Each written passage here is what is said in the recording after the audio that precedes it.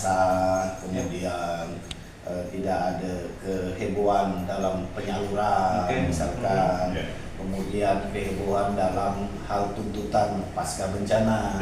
Nah, itu konteks penegakan perdanya ada di situ. Salah satu fungsinya mengamankan ketertiban tadi.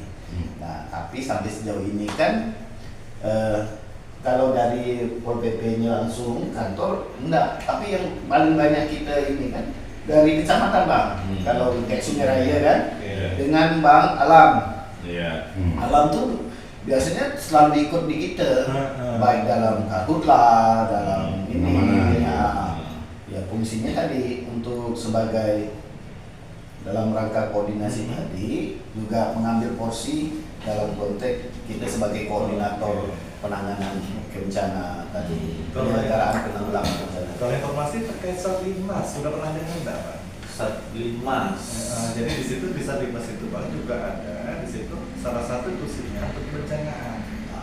Dari mulai mitigasi, darurat bencana bahkan sampai pasca. Jadi di Permendagri pengendalian bawah gitu. Jadi namanya di level desa.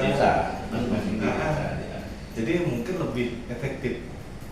Gitu Pak. Jadi Satpol PP selaku Satgas Limas, Limas Kabupaten itu bisa nanti memerintahkan Satlimas. Jadi lebih tepat dia gitu Pak. Ya. Karena yang memang punya tusi untuk bencana itu ya memang di Satlimas dan Satgas Limasnya. Iya. Nah, jadi sekarang untuk kolaborator ini nih Pak. Yang abang pahami dari Permendagri itu posisi Satpol PP dalam melaksanakan tusi itu tadi itu independen atau dalam koordinasi kebencanaan posko? Kalau dia bentuknya independen ya. Berarti kalau pengertiannya seperti tapi itu. Kalau kita ngacu kepada undang-undang bencana, undang-undang bencana berarti kami ini supporting. Berarti subordinasi dari Contoh yang sekarang dilakukan BPBD.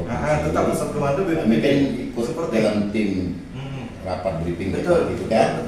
SK terbaru saya lihat tuh. Bagian dari Limas. Harusnya seperti itu. Karena beliau kan koordinator kan. Boleh kita jalan itu Bang? Boleh. Nanti gini, kalau saya udah ngomong dengan Pak Heri berkaitan dengan apa? Kita ini kan kekurangan orang ketika terjadi bencana. Nggak bisa sendiri lah ibaratnya. Tapi kita juga punya hambatan komunikasi. Tidak bisa kita hilangkan tuh. Tidak bisa kita Itu nafikan bahwa sektoral. hambatan komunikasi akibat ada ego sektoral, personal. Nah, itu kan macam-macam doang.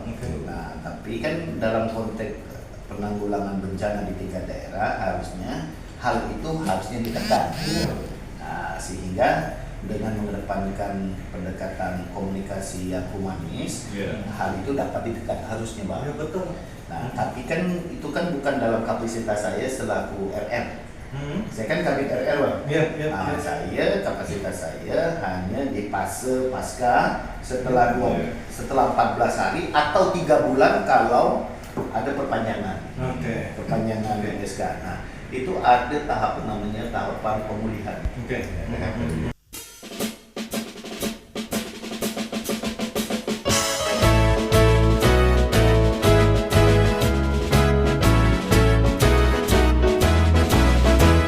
Semangat berjuang demi panggilan kemanusiaan, gerak terpadu pemerintahnya masyarakat.